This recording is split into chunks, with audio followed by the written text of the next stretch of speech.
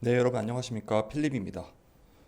6조 펫 시장을 잡아라. 대상그룹이 반려동물 용품 사업에 나섰다는 조선비즈의 배동주 기자님으로 이번 영상 시작하겠습니다. 김치 브랜드 종가로 유명한 대상그룹이 6조 원의 규모의 펫 시장으로 손을 뻗었습니다. 반려동물을 마음으로 낳은 자식이라고 생각하는 펫 팸족, 자신처럼 아끼는 펫 미족이 늘면서 시장이 꾸준히 커지고 있기 때문입니다. 유통과 펫 시장 경쟁도 치열해질 전망이라고 합니다. 지난 1일 유통업계에 따르면 대상그룹은 대상네트워크스를 통한 반려동물 용품 시장 진출을 정했습니다. 대상네트워크스 이사회를 열고 사업 목적에 애완용 동물 및 관련 용품, 도소매업을 추가한 것으로 확인되었습니다. 대상그룹 지주사인 대상홀딩스의 100% 자회사인 대상네트워크스는 그룹 내에서 신규 사업 인큐베이터로 꼽힙니다. 축산물 및 수출입 판매로 시작해서 운송업과 플랫폼 등으로 확장하고 있습니다. 대상그룹이 올해 시작한 정육 온오프라인 연계 플랫폼 고기나우를 대상네트워크스가 운영하고 있습니다.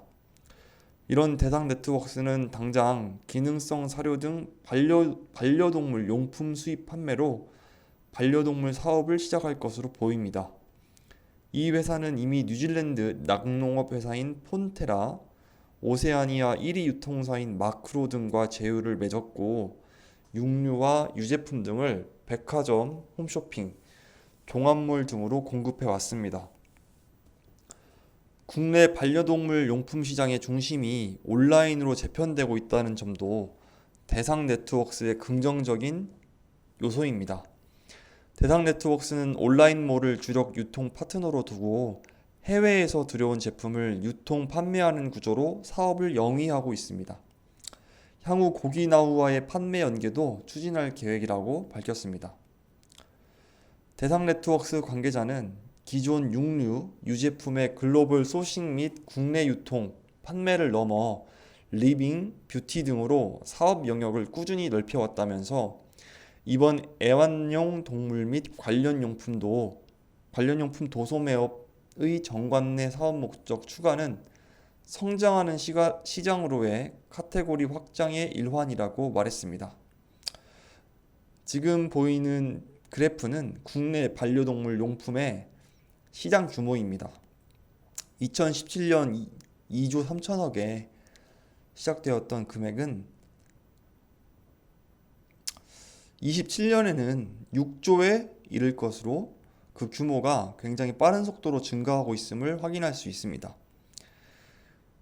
대상그룹의 반려동물 시장 진출은 국내 반려동물 인구가 늘면서 시장 규모가 꾸준히 커지고 있기 때문입니다. 한국농촌경제연구원에 따르면 국내 반려동물 시장 규모는 2015년 1조 9천억 원에서 지난해 3조 4천억 원으로 성장했습니다. 27년에는 6조 원이 될 전망입니다. 가공식품 생산 중 발생하는 부산물을 사료, 펫푸드로 만들 수 있다는 점도 장점입니다. 동원그룹과 할인그룹 등은 이미 반려동물 시장에 뛰어들었습니다. 또한 동원 F&B가 2014년 뉴트리 플랜을 선보였고 반려동물 용품 온라인몰도 운영 중에 있습니다. 대상그룹의 반려동물 시장 참전으로 시장 경쟁은 더욱 치열해진 전망입니다. 동원과 할인그룹 외에도 이마트, GS 리테일, 대기업 등이 이미 반려용품 사업을 영위하고 있는 탓입니다. 롯데마트는 지난 8월 반려동물 전문 매장 콜리올리를 새로 열기도 했습니다. 이은희 인하대학교 소비자경제학과 교수는 과거 국내 펫 시장이 가족 소비자와 동물병원 등 오프라인을 중심으로 성장하면서 국내 기업의 반려동물 용품이 외면받았지만 이제는 상황이 달라졌다면서 제품력과 유통망에 바탕을 둔 온라인 상품 경쟁이 본격화될 것이라고 밝혔습니다.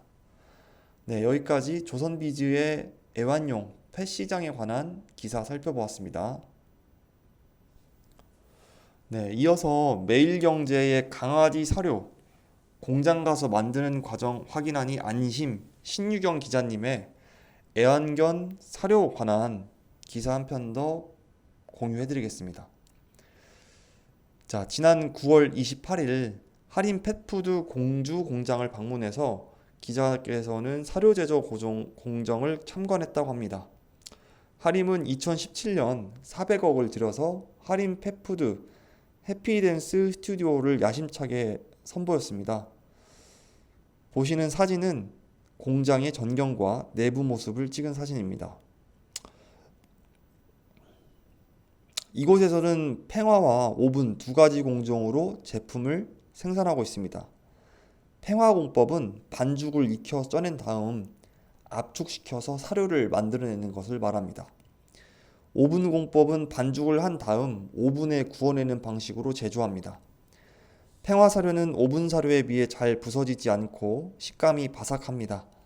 생산된 사료들은 랩실에서 성분 분석을 거쳐서 특정 성분 함유량이 부족하면 다시 만듭니다.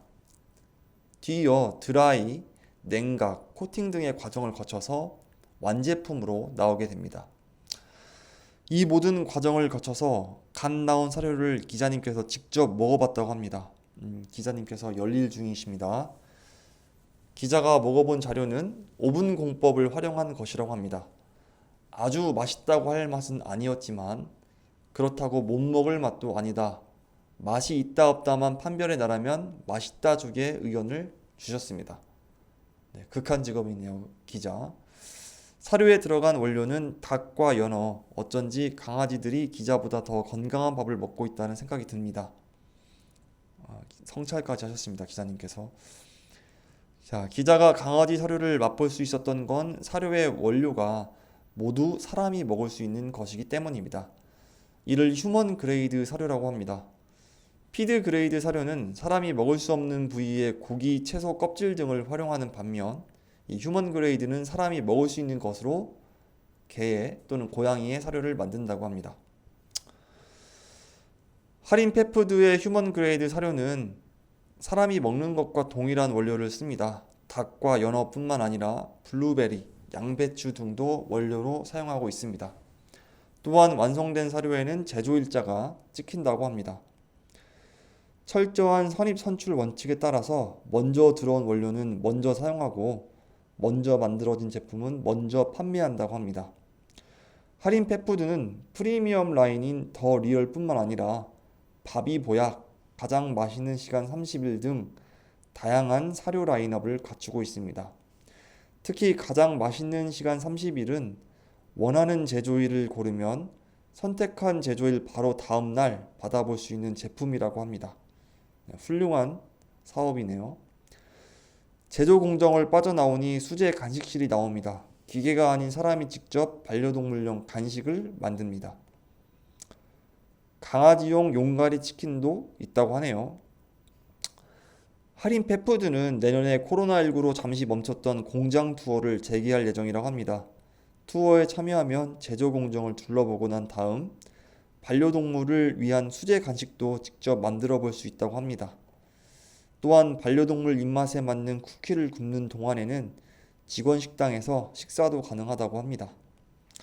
원래는 무료로 투어를 진행했지만 노쇼 고객을 방지하기 위해서 내년에는 소액의 입장료를 받을 예정이라고 밝혔습니다.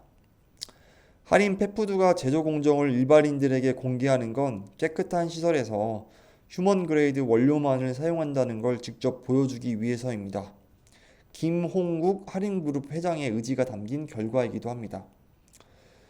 김 회장은 할인 펫푸드를 출범시키기 전 매주 몇 번씩 보고를 받으면서 직접 업무를 챙겼다고 합니다. 수입산 브랜드에 잠식된 국내 사료 시장에 국산 프리미엄 사료를 내세워서 도전장을 내민 것입니다. 김 회장의 장녀인 김주영 할인 펫푸드 이사도 출범 초기부터 사업에 참여해서 브랜드 출시를 기획했습니다. 최근 들어서는 가시적인 성과도 올리고 있습니다. 지난해 출범 4년 만에 영업이익을 흑자 전환에 성공했습니다. 지난해 매출액은 285억 원이고 영업이익은 약 6억 원에 이릅니다. 하림이 왜 펫푸드 사업을 하느냐란 시장의 의문을 어느 정도 해소한 셈입니다. 또 유로모니터 기준 브랜드 순위에 따르면 하림 펫푸드의 더 리얼은 지난해 시장 점유율 7위에 올랐습니다. 2019년 10위권 밖에 있었지만 단숨에 순위를 끌어올렸습니다. 시장 점유율 상위권 사료 브랜드가 대부분 해외 회사라는 점을 감안하면 괄목할 만한 성과라고 기자께서 말씀해 주셨습니다. 이 내용을 제가 기사를 살펴보게 된 이유는 제가 밤에 7시 정도에 공원을 러닝을 하는데 전부 다 개를 한 마리 또는 두 마리 데리고 산책을 합니다. 놀랍게도 제가 직접 뛰면서 본 모습입니다. 사람끼리 산책하는 것보다 개 데리고 산책하시는 분들이 월등히 많네요. 저희 동네는.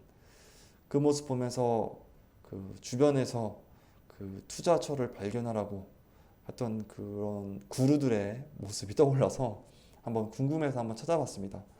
근데 정말 여기 기사에서 말한 것처럼 수입산 제품들이 대부분 다 인기에 있습니다. 제가 이 내용 확인해 보려고 네이버에 개를 사랑하는 모임 카페도 가봤는데 실제로 댓글들을 보면은 한국 제품들은 가격 대비 만족스럽지 못하다라고 좀 비판하는 댓글들이 굉장히 많았습니다. 특정 제품들 뭐 이름을 제가 지금 까먹었는데 특정 제품들이 전부 다 해외에서 수입해 오는 것들이고 이것이 가장 인기에 있는 것 같습니다. 개 중에는 댓글 중에는 하림 강아지들이 뭐 사료를 잘못 먹으면 눈물도 나오고 뭐 이런 부작용이 있는데 하림의 그 사료를 먹으면 그런 증상도 나온다 이런 식으로 비판하는 글도 꽤 있었습니다. 이처럼 제가 최근에 궁금했던 점 한번 기사 두 편으로 요약해서 말씀드렸는데 여러분께서도 혹시 궁금하신 점 있으시면은 저한테 댓글로 남겨주시거나 제 메일로 보내주시면 제가 한번 리서치를 해서 관련 기사들 모아서 영상으로 공유해 드리겠습니다. 긴 영상 시청해 주셔서 정말 감사드리고 구독과 좋아요 눌러주시면 다음 영상에서 제가 더 힘내서 좋은 영상, 좋은 소식 가지고 돌아오겠습니다. 지금까지 필립이었습니다. 감사합니다.